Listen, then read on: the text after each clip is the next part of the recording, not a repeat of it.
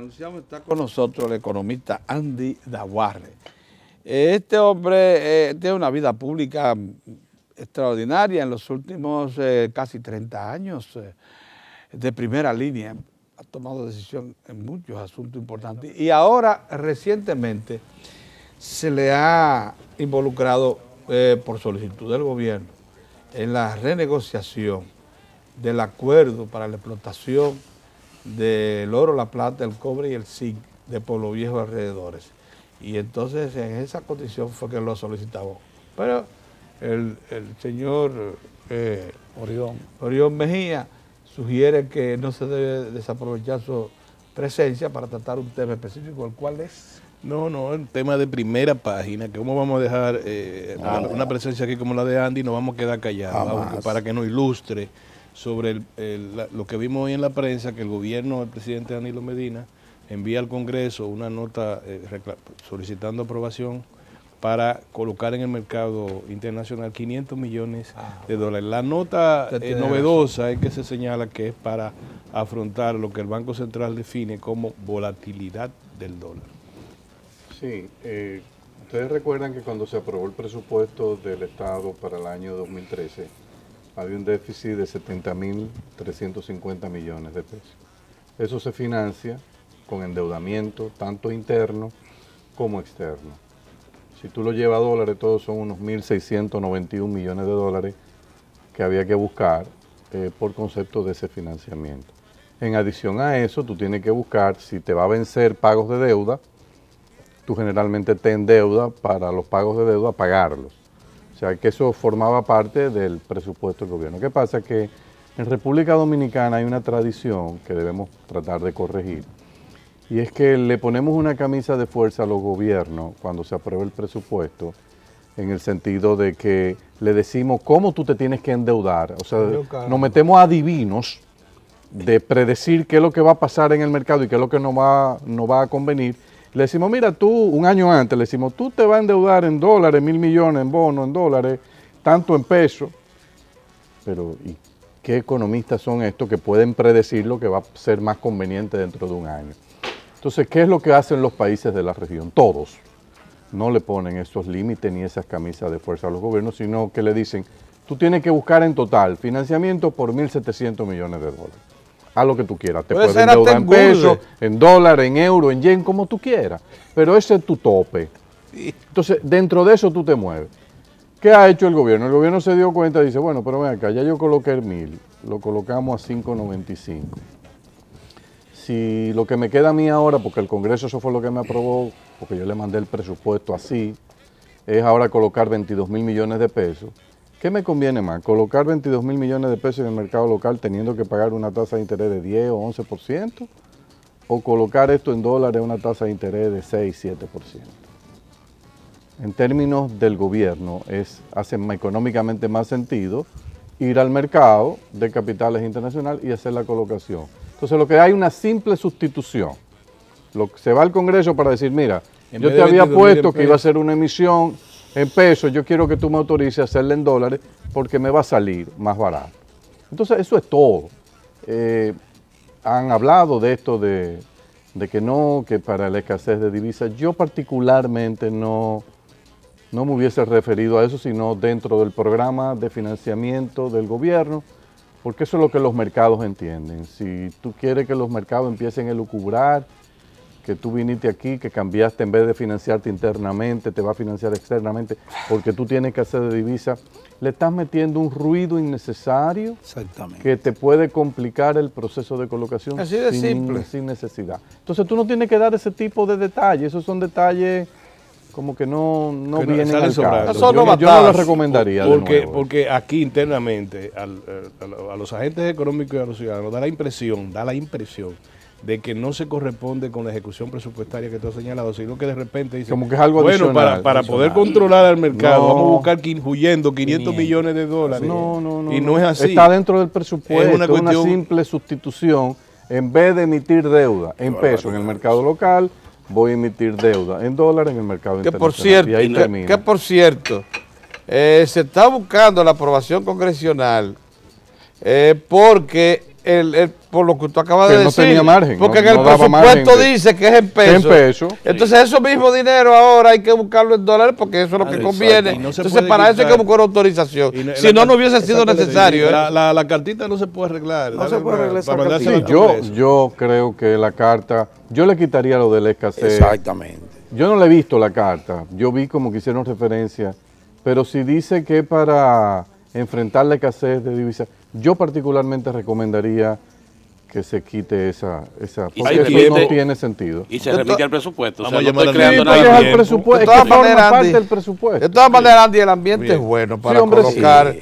La Va a ser un República poquito Dominicana más está. caro. Recordemos que cuando se colocó en abril, la tasa de interés del Tesoro a 10 años estaba por debajo de 1%. Sí.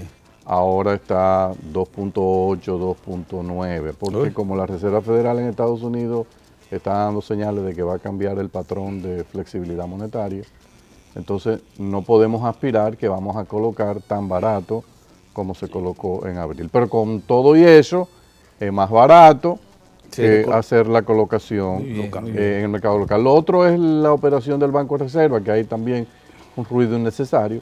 Es muy sencilla, la gente lo va a entender. El gobierno le debe a Juan Pérez, en este caso el Banco de Reserva, 500 millones de dólares.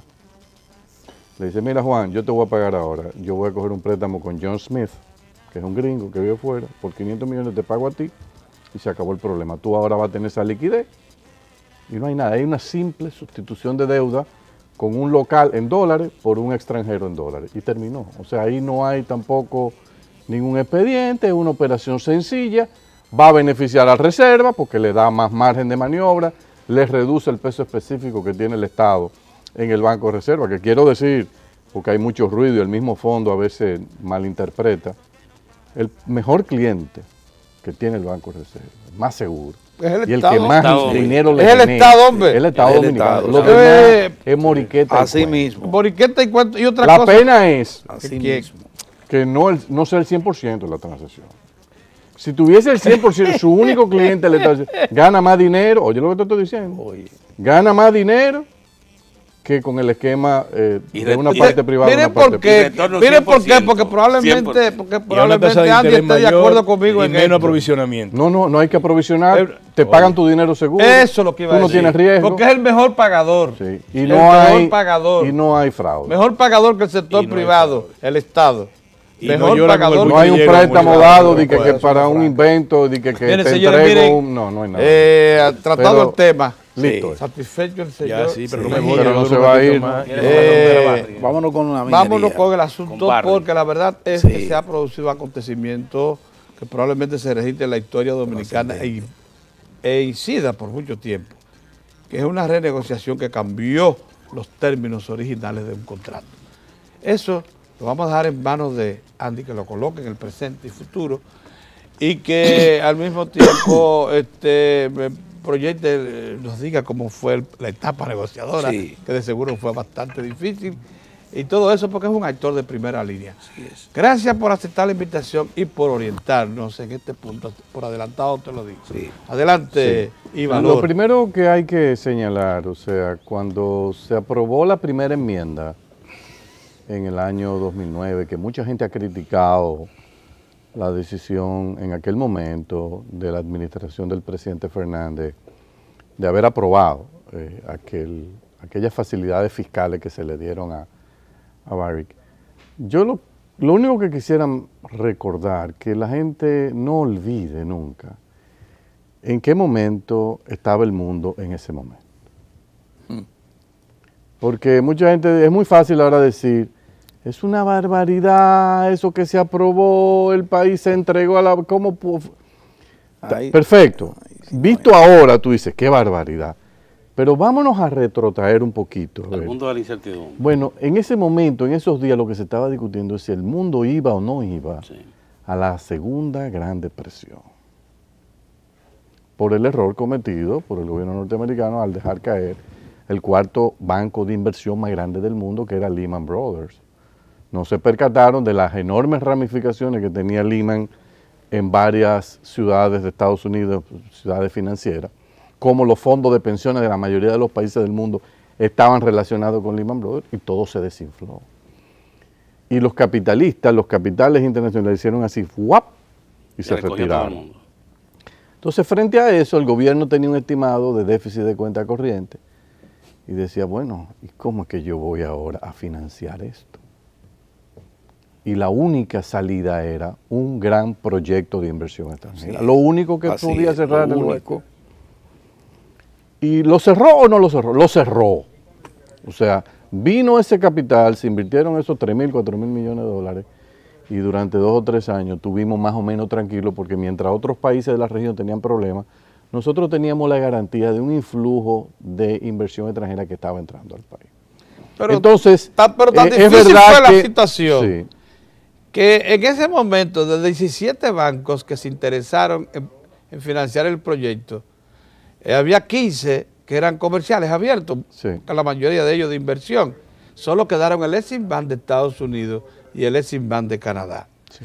Primera cosa. Segunda cosa, aún ellos no alcanzaban a aportar el capital necesario. Por eso, los dos inversionistas tienen que buscar 1.750 millones de dólares de cartera propia. Claro, no, había mucha incertidumbre. Entonces, en momentos así, probablemente esa administración y cualquier otra hubiese flexibilizado su posición fiscal para atraerla. Claro. Y una vez se realiza, entonces vamos a ver qué pasa. Que yo creo que en el fondo se dio, así como en la película dice, de la tormenta perfecta, aquí hubo una combinación de políticas públicas perfecta. Primero, ok, te lanzo el anzuelo, te voy a dar un atractivo fiscal con este contrato, entra, inviérteme. Y sucedió que los precios del oro se dispararon y eso le creó una oportunidad al presidente Danilo Medina de recurrir a lo que ha sido una tradición ya en más de 30 países, que es acogerse al principio de la inconsistencia intertemporal de determinados contratos. Y eso fue lo que le pasó a este contrato. Este contrato que pudo tener valor y vigencia en aquel momento en que el presidente Fernández lo puso en marcha. Bueno, sucedió que 3 años después, 4 años después, ya las condiciones habían cambiado, la coyuntura cambió y dio paso a que el gobierno, ese compromiso que había hecho de respetar lo que estaba en ese contrato, le dijera a la Barrick, mira, yo hubiese querido respetarlo, pero lamentablemente hay cosas por encima de esto que yo no te puedo cumplir. Entonces, o nos sentamos a reestructurar esto o ya tendremos las dos partes que actuar independientemente. La Barrick entendió. El presidente Danilo Medina, ya electo, el presidente electo, desde la transición estaba ya bien documentado sobre este tema de las posibilidades que había de una renegociación. En septiembre toma la decisión y crea una comisión oficial para la negociación presidida por el ministro Gustavo Montalvo, que fue la persona que encabezó. Tú ingresas desde el principio, ¿verdad? Tú ingresas desde el principio en esa... ¿En la comisión? No en la comisión, porque yo no fui nunca miembro de la comisión. Yo era simplemente un asesor de la comisión y también de la presidencia en ese tema. En ese tema, exacto. Pero la comisión realmente la integraba el ministro Montalvo, que la encabezaba, el ministro de Economía Temístocles Montaz, el consultor jurídico. Inicialmente estuvo el ministro de Industria y Comercio. ¿Y el ministro de Hacienda? El ministro de Hacienda no estuvo, no. Realmente no estuvo. Entonces estaba José Luis de Ramón, un consultor financiero privado de mucha reputación, el doctor Luis Miguel Pereira. Después integraron a Guarocuya Félix, el director general de Impuestos Internos, que fue una decisión muy correcta porque era la persona que iba a manejar principalmente la recaudación, y periódicamente participaba también con asuntos específicos el director general de aduana Fernando Fernández. Sí, entonces, desde septiembre empezaron las negociaciones. En un principio iban muy lentas, la empresa estaba un poco sorprendida con la actitud del gobierno. Fueron bastante lentas al principio y como que no se veía luz al final del túnel. Entonces el presidente Medina toma la decisión de abordar este tema con franqueza y responsabilidad el 27 de febrero. Y yo diría que ese fue el punto de inflexión, porque fue tan contundente lo que el presidente dijo que la empresa entendió, bueno, aquí no hay vuelta atrás, esto es una situación donde no hay opción. Aquí hay que negociar y vamos a ver ¿Qué es lo que el gobierno está queriendo hacer? Bueno, simplemente se le planteó que había que reestructurar totalmente la parte fiscal del contrato. Mucha gente pensaba que se iba a cambiar el contrato completo. No, es solamente el aspecto fiscal. Entonces el gobierno le hizo su planteamiento de lo que aspiraba a garantizarle durante 35 años al Estado Dominicano. Yo diría que en un 90 a un 95% se consiguió lo que el gobierno inicialmente planteó. ¿Cómo se logró todo esto? Se fueron identificando aspectos específicos del contrato que había que desmontar y eliminar para que aumentara lo que es el beneficio antes de impuestos, antes de intereses, antes de amortización y antes de depreciación. Aumentando esa base, lo que le iba a tocar al Estado entonces iba a aumentar. Lo primero que se hizo fue eliminar el criterio de la tasa interna de retorno de un 10%, luego de haber recuperado toda la inversión. Por un 10% anual. Claro. Una barbaridad. Claro, era acumulativo. Entonces, vamos a suponer que la empresa hubiese invertido 4.000 millones de dólares. Hasta tanto no recuperaba esos 4.000 millones de dólares, más el 10% anual, el Estado no cobraba nada de un impuesto que es el de participación de las utilidades netas del 28.75. Hasta el punto que, por ejemplo, del 2013 al 2016, si uno lo puede ver aquí, no sé cuál aquí está, mira, aquí al lado. Sí. Sí.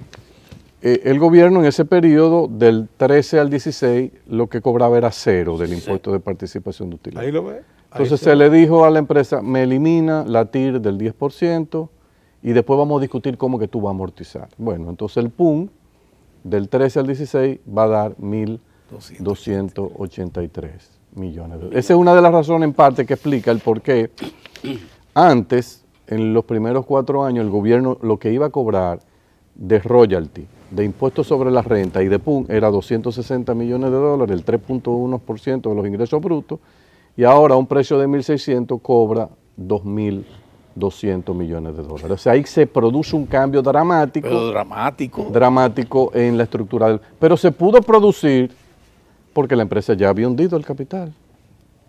Sí, claro. Vamos a ser conscientes. Si este contrato, en la forma como se renegoció ahora, se le presenta a Barrick en el momento de hacer la inversión 2006, no se mete. O sea que yo creo que es importante. Y si tampoco se da la siguiente coyuntura, el alza de precios. Claro, la coyuntura del alza de precios fue lo que también llegó a la conciencia de la empresa, porque yo tengo que reconocer que independientemente de toda esa moriqueta que uno veía en la opinión pública, de declaraciones. En el fondo ellos estaban conscientes. Mira, internamente, y tú lo notabas en las negociaciones, en las sesiones de trabajo, ellos mostraron una buena voluntad, porque dijeron, mira, nosotros no vinimos aquí para quedarnos.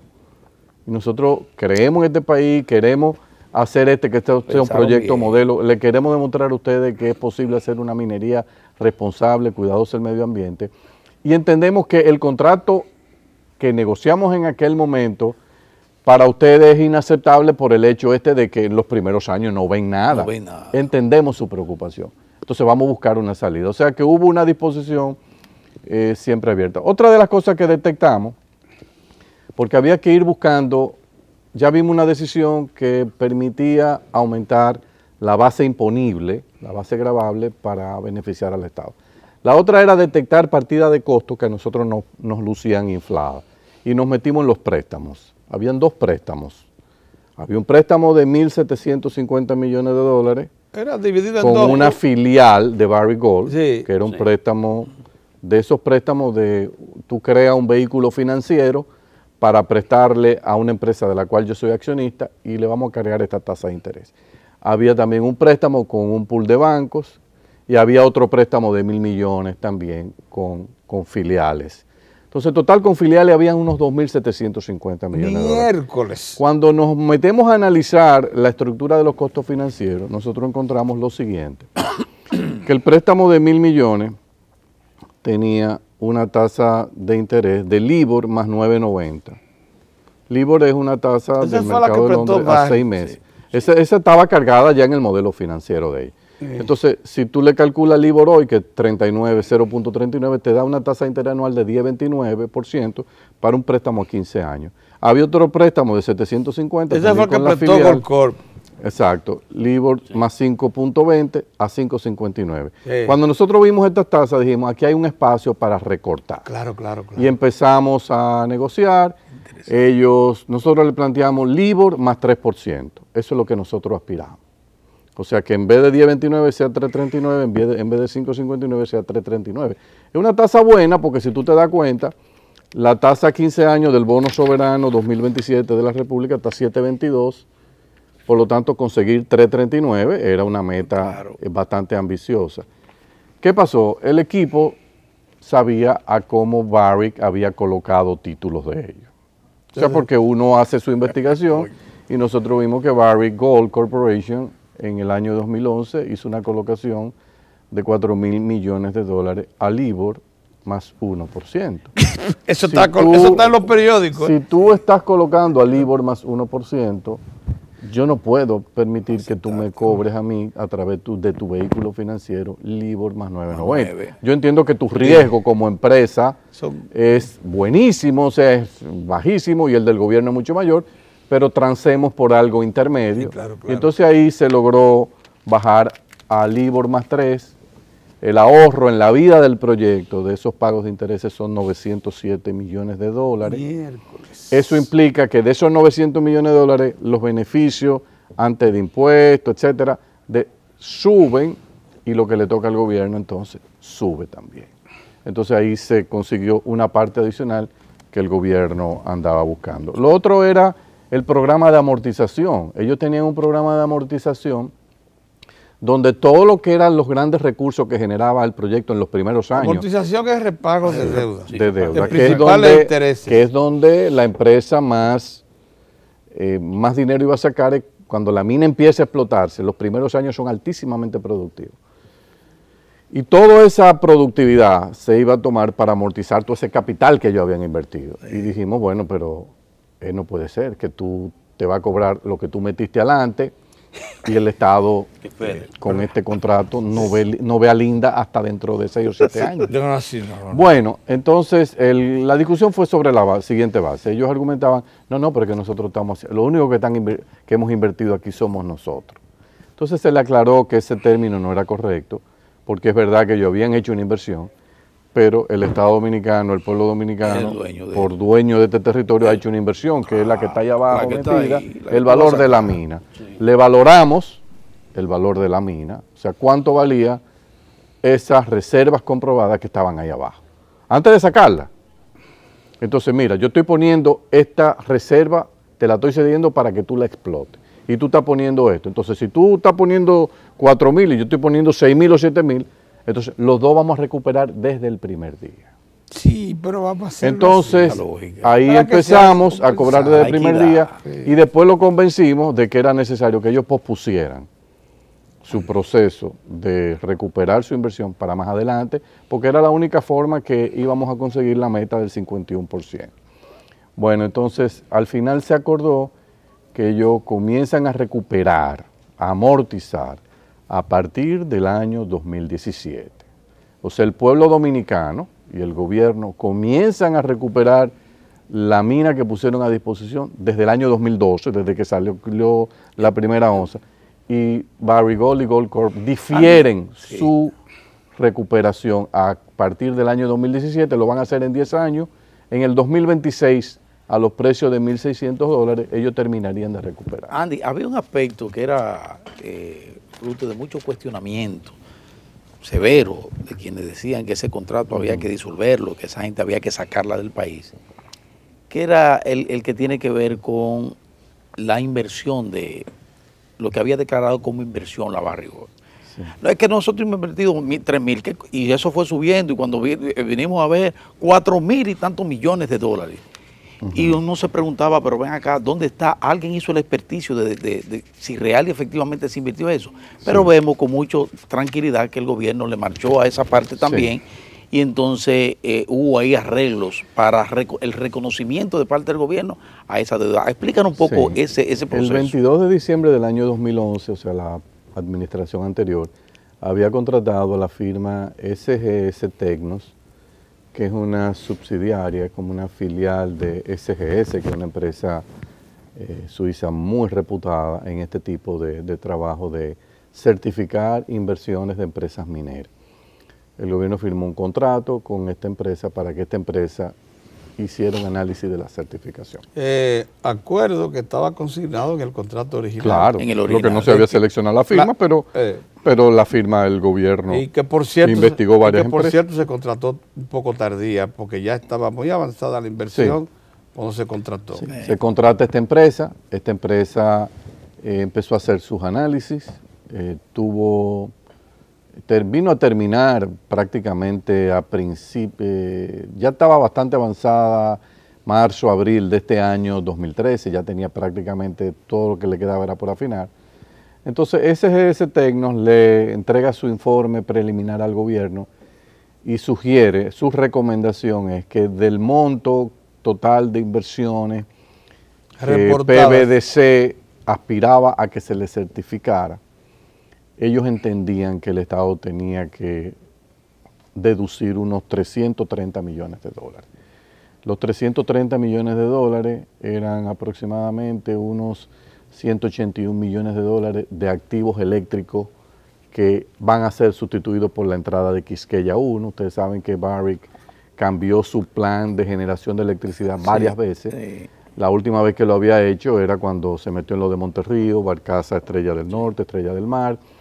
Entonces ahí había 181 millones de dólares, pero al mismo tiempo estaban construyendo Quisqueya 1, que es una planta que va a consumir cualquiera de los combustibles, el que más económico le resulte, si está disponible gas natural o gas natural. El número 6.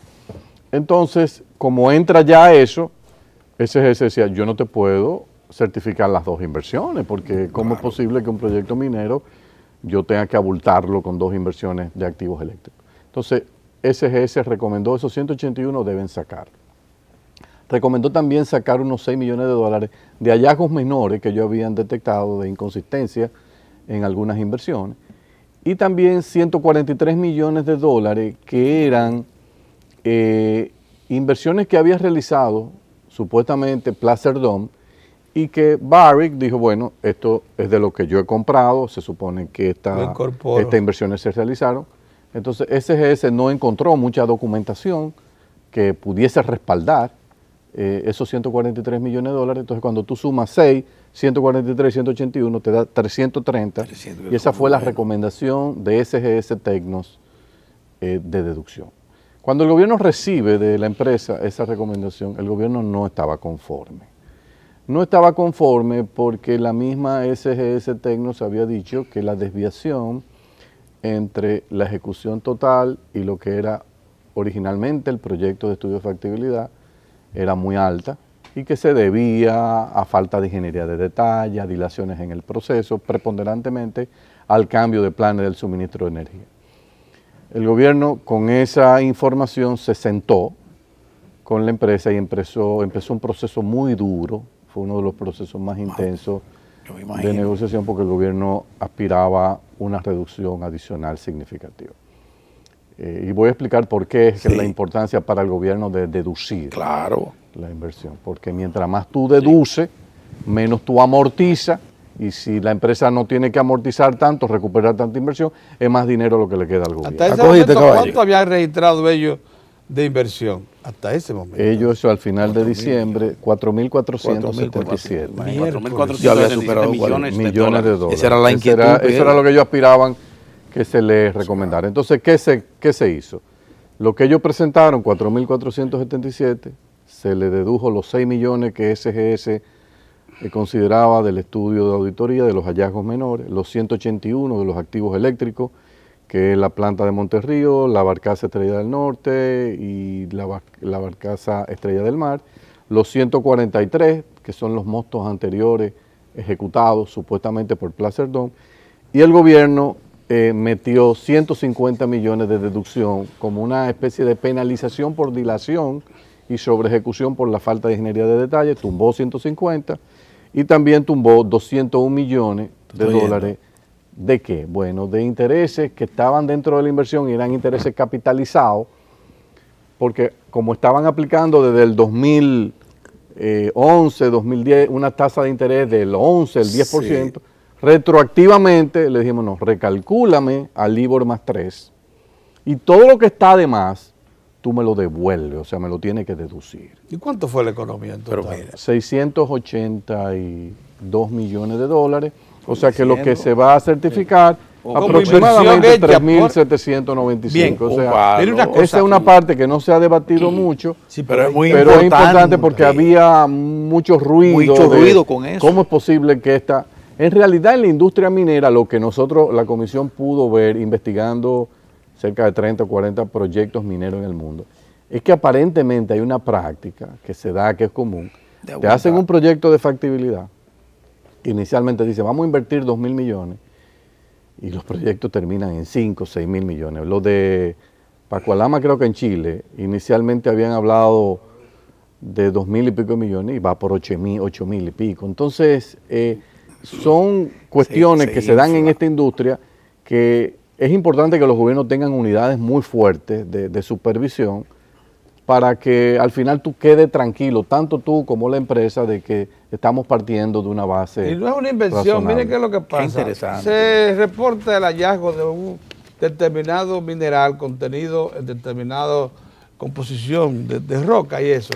Cuando se penetra y se encuentra el mineral, se determina que no era en un tipo de roca, sino en otra. Claro. Entonces eso determina que el molino que inicialmente se había diseñado para moler esa roca, tiene que ser ahora otro molino, con otras propiedades, y eso incrementa la cosa. Y después viene que el mineral está mezclado con otros subproductos minerales que es necesario extirpar. Para eso, por tanto, se necesita de un horno de fundición de otra característica, pero más caro. Y así es que la cosa se va.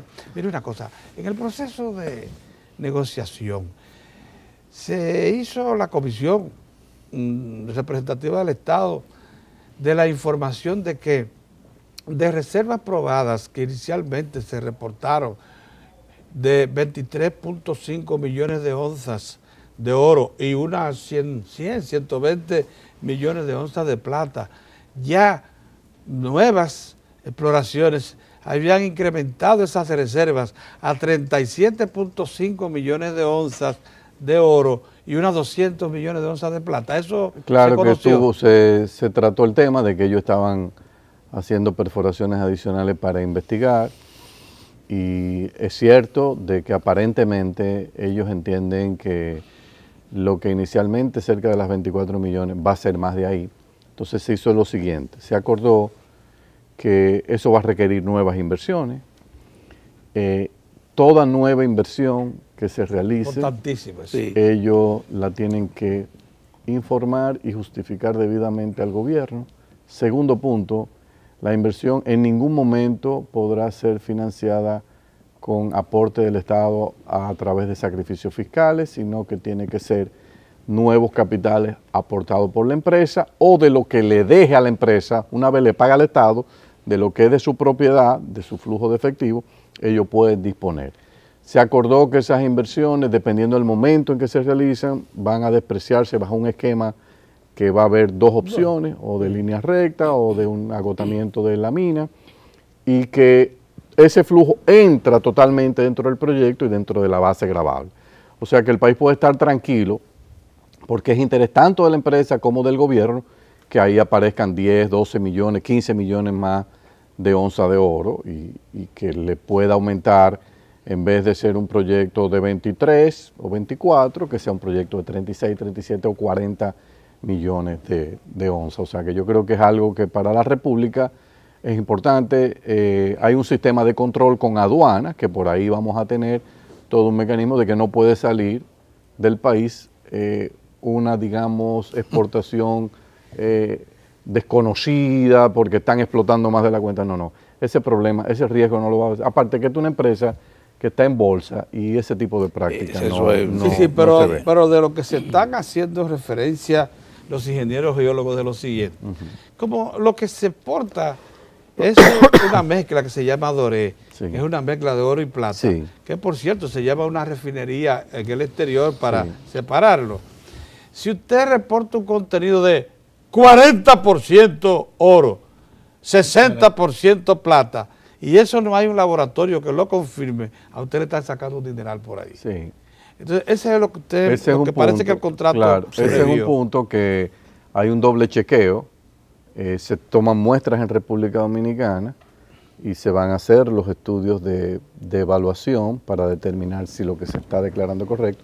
Tenemos después la información que viene de la refinería, donde se está haciendo. Las desviaciones inicialmente que se han producido hasta el momento son mínimas, en base a los estimados de lo que ellos te tenían previsto exportar este año. Por ejemplo, tuvieron un problema con un par de autoclaves este año y por eso en vez de llegar... Hay cuatro. Sí, de 1 millón de onzas y pico van a llegar quizás 900.000 onzas. Es lo que hace ajuste. Eso se ajuste, pero lo que no se explotó este año va a venir al año que viene. O sea, lo que es así, es el proceso. Otro tema que nosotros discutimos con ellos cuando vimos el contrato anterior es que parte del problema de la baja recaudación de los primeros años se debía a que el proyecto operaba con una tasa de depreciación enorme, o sea, era depreciación acelerada, o sea que los activos invertidos, ellos lo depreciaban en un 98% a una tasa del 40%.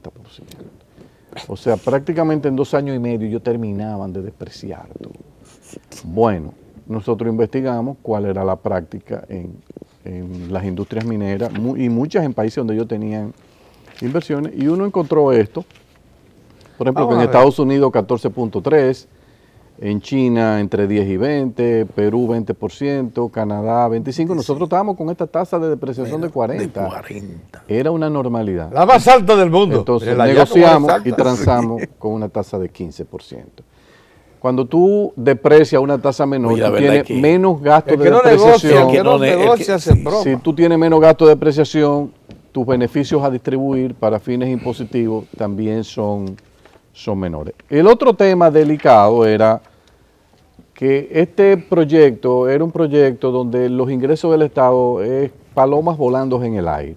¿Qué quiero decir con esto? Bueno, la empresa tenía lo de ellos asegurado, pero los ingresos del gobierno eran palomas que te la soltaban y tú como cazador tenías que irla tumbando. Y ahí tú cobrabas. ¿Eso qué es lo que quiere decir? Bueno, que el grueso era impuesto sobre la renta y el impuesto de participación de utilidades.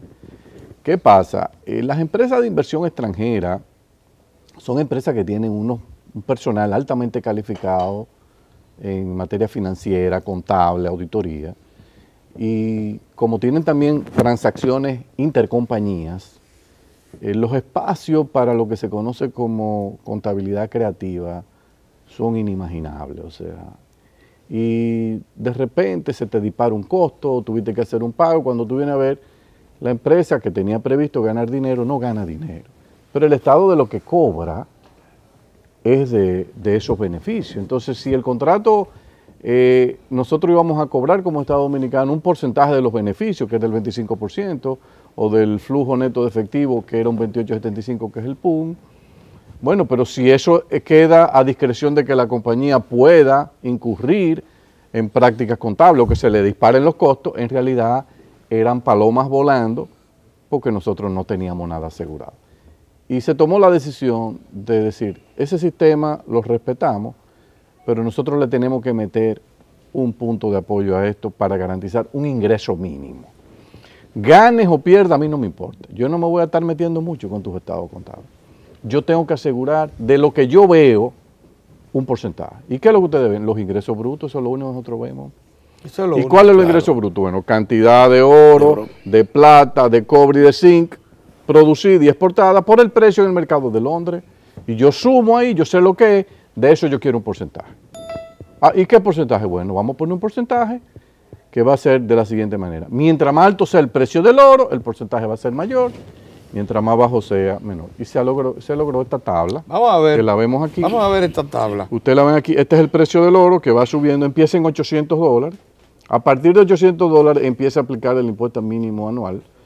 Es una tasa porcentual sobre los ingresos brutos. Por ejemplo, a un precio de 1.600 es un 23%. Y a eso le sumamos también el royalty del 3.20. Y ya asegurado para el gobierno hay cerca de un 26% de lo que es el valor total exportado. A partir del A partir 800. del- A partir del 800 A Entonces, cualquier precio que Sí. llegue no importa. No, va subiendo la tasa. Por Va ejemplo, si subiendo el la precio se mete en 3.000, la tasa es 35, 33. Va subiendo. Va la a subir, tasa. es progresivo, es un Correcto. esquema progresivo. Ellos argumentaron, bueno, está bien, Oiga, me gusta esa. lo vamos a hacer, pero ¿y qué pasa si hay una guerra? Así. Nos dijeron, y se dispara el precio del oro, y el precio del oro no, el precio del fuel, y entonces los costos, ustedes saben que es una industria altamente intensiva Sí. en el uso de energía, y es verdad, porque Claro que tampoco es verdad. uno, ellos no te están engañando de que nosotros sabemos lo que son los coeficientes técnicos de este tipo de industrias, se hizo la investigación, y realmente bastante cercano a un 47, un 46% de los costos viene por el lado de la energía, esas autoclaves. Increíble. Eso es una olla de presión. Una olla eso de es- presión. Eso consume energía que, bueno, entonces se llegó a un acuerdo de decir, ok, pero si hay una guerra, tú sabes que no solo el precio del fuel se dispara. ¿Pero por qué? Bueno, porque el oro generalmente es un instrumento de refugio y también se va a mover. Entonces Bien, vamos a negociar sí. algo. Vamos a negociar una proporción, una relación. Vamos a dividir el precio del fuel oil número 6 entre el precio del oro y fijamos un porcentaje que si se pasó de ahí, Qué brillante. nosotros no pagamos el IMA. Entonces dijeron que sí. Cuando hicimos el análisis, acordamos lo siguiente. Nosotros empezamos planteando fijar eso en 25%. Dijeron, es un escándalo, eso no es, en eso nosotros se lo bajamos a 20%. Dijeron, no, no es una barbaridad. Ellos querían 8%. Miércoles. 8%. 8%. Nosotros le dijimos, no, vamos a transar esto y lo dejamos en 16%. Pero nosotros ya habíamos hecho la investigación en la comisión y vimos, por ejemplo, en la línea azul es el umbral, o sea, que si eso se toca y se sobrepasa ese 16 durante 90 días consecutivos, Se deja. entonces no se paga el No se impuesto paga mínimo anual. el impuesto Ahora, mínimo anual. tenemos la información de 30 años, los últimos 30 años. Está Nunca ha ocurrido. Sí. O sea, 30 el años. nivel máximo fue en julio del 2008, 12.66. O sea, la probabilidad De que eso de que acontezca. eso ocurra realmente es Bueno, prácticamente remota. Y el último punto... el Golfo Pérsico cerrado, no Sí, bueno. sale una gota de petróleo y entonces una crisis Sí, está bien. grande. Bueno, entonces, pero en ese caso tú puedes apostar que el Y el, precio del oro el oro, se va a disparar también. Pero Entonces, por eso, considerablemente, sí. entonces los dos se mueven. Entonces ahí, ese evento de fuerza mayor... y el último punto, mira, Andy. El último punto es el tema eléctrico, que la gente no lo Eso, ha... sí, el tema eléctrico. Ellos construyeron una planta Quisqueya 1, que es una planta muy eficiente, que puede operar con gas natural o con, Bunker sí. o con fuel oil número 6. Sí, que es Bunker Entonces, sí. y hay otra al lado, que es Melliza, que es Quisqueya 2, pero que es de Ejejaina. Sí. Ejejaina es una empresa donde el Estado tiene más del 60% del capital, el resto es privado. Pero el Vicini que lo Está Bueno, bien. la administran, pero en realidad es una planta, cuando esa empresa gana dinero, el Estado, el que más coge el Estado. O sea, la gente no lo sabe eso, pero en realidad, no, porque que el 50% de las acciones la tiene el FONPER y el resto lo tiene el Banco Central. Hay un cerca de un 10% que lo tiene el Banco Central. Entonces, eso es así. Es así, Y está no bien. pagan impuestos, Claro. y cuando ganan dinero, cuando distribuyen, el Estado coge su parte. Sí. Ahora, para nosotros era importante que esa planta Quisqueya 2 inyectara al CENI. Entonces, que para PVDC, Pueblo Viejo Dominicana Corporation, quería vender su excedente de energía al Sistema Nacional Interconectado, al Sistema Eléctrico Nacional Interconectado. ¿Por qué ellos quieren vender energía? Bueno, porque la planta es de 215 megas, la mina consume 150, ellos Hay tienen un un excedente de cerca de excedente. 50 y ellos dicen, Sí. déjanos vender. Claro. Hicimos un acuerdo. Ok, tú vas a vender, puedes vender, te tienes que acoger a todas las regulaciones del organismo coordinador, de la superintendencia, y vas a pagar, porque esos ingresos van a ir al proyecto, vas a pagar impuestos sobre la renta del 25 y el PUM del 28.75. O sea, una empresa eléctrica normal paga el 29% de impuestos sobre la renta. PVDC, operando como empresa eléctrica, va a pagar 25% de impuestos sobre la renta y 28.75% del PUM. O sea que a ese negocio eléctrico el gobierno le va a sacar más ingresos que a una empresa normal. Pero aparte de eso, se le exigió que tenía que permitirle a Ejejaina que su planta Quisqueya 2 pueda usar la línea de transmisión privada que ellos construyeron a fin de que esa línea de transmisión viabilizara la inyección por parte de Gejaina de 215 megas adicionales al Sistema Nacional Eléctrico Interconectado. Entonces, ¿qué le va al final de cuentas a inyectarse al CENI, al Sistema Eléctrico Nacional con las dos plantas? Unos 265 megavatios. A un precio que va a lograr reducir el precio en el mercado spot, ya eso en los próximos meses, en 3 centavos de dólar. Eso es aparte de los 215 que significa Monterrío y las 2 estrellas. No, pues eso se queda aparte. Ellos van a sacar Monterrío y las 2 barcazas, salen del proyecto y Barrick crea una compañía o la opera paralelamente, pero ya eso fuera del proyecto. Que ojalá le aplique una pequeña reducción de precio como una contribución al Estado. Claro, o sea, esa reducción del precio en el mercado spot contribuye a ayudar un poco a reducir el déficit del sector eléctrico, que es uno de los dolores de cabeza más serios que tiene el gobierno. Finalmente, algo que no se debatió mucho, que era algo que había estado en el aire, había una discusión de cuando Barrick compró Placer Dome, si se había liquidado o no impuestos de ganancia de capital. Barrick argumentaba que ellos no tenían, que con el contrato que tenían, no tenían que pagar. El gobierno, principalmente el director de impuestos internos, se plantó muy firme, le demostró cuál era la posición. Entonces se acordó en un proceso amigable que no PBDC, no es Pueblo Viejo, sino Barrick Gold Corporation, la empresa en Canadá, va a pagar en el primer semestre del año que viene unos 73 millones de dólares de impuestos de ganancias de capital, que es un ingreso extra también que va a contribuir a las finanzas públicas. Andy, está terminando la entrevista, pero hay un punto, como esta negociación, este tipo de negociación, no tenía antecedentes en República Dominicana. Como especialista, como técnico, ¿qué lección entiende que nos deja a los dominicanos? Bueno, que ¿tú crees que se puede replicar todo eso en es su posible, sector? En el sector todo es eléctrico se negociable. puede replicar eso, Andy. En realidad los gobiernos, cuando logran construir voluntad política y consiguen el respaldo de la población, porque lo ve que está realmente... Mueve montañas. Tiene espacio para reestructurar. Yo creo que esto que se hizo, y ahora hay que apoyar a la empresa para que la empresa pueda dedicarse y pueda desarrollarse sin ningún tipo de traba. Yo creo que tiene la buena voluntad del gobierno porque ellos demostraron en el proceso... ¿Usted cree que nos dejen ir a ver la planta? Eso es una cosa maravillosa. Eso es importante, ¿no? Y yo creo debemos ir a verla. Sí, yo creo que sí, ¿no? Yo creo que es un proyecto importante. Pero creo que, así como se hizo en este sector, en cualquier otra, que creo que crea una plataforma ahora para desarrollar el sector minero. Creo que este es un área importante para este país. Sí. Yo creo que las posibilidades de crecimiento económico se han agotado en algunos sectores. Uno ha visto ya el rezago en el comportamiento del PIB, como que cuáles son los sectores, las fuentes del crecimiento. Yo creo que el sector minero, si lo manejamos con responsabilidad y atraemos inversión, yo creo que así como en Perú y Chile juega un papel decisivo, importante, aquí lo puede lograr. Señores, miren, ese tema. Qué interesante. Yo quisiera comprometer a Andy a venir aquí a tratarlo con especificidad. O sea, ciertamente no es únicamente Barrick y Gold Corp, estos dos socios que tenemos en Pueblo Viejo, el único proyecto en ejecución. Hay 3 más que están produciendo oro, dos de ellos oro y plata y un tercero ferroníquel. Pero hay otros proyectos en proyecto. Entonces de esas cosas hay que hablar porque por lo que ha dicho Andy, por los próximos 20 a 40 años, el país va a tener en la minería una fuente apreciable de recursos, probablemente la más importante de todas las fuentes de recursos externos. Sí. Pero ojalá que... cuenten conmigo, te vamos a llamar. Muchas gracias. Señor, nos agotó el tiempo. Le hemos cogido unos minutos a Lalo, que tiene información importante de deporte actualizada, y también quizás eso se refleje en la sección cultural. Así que quedan 2 espacios importantes para su atención.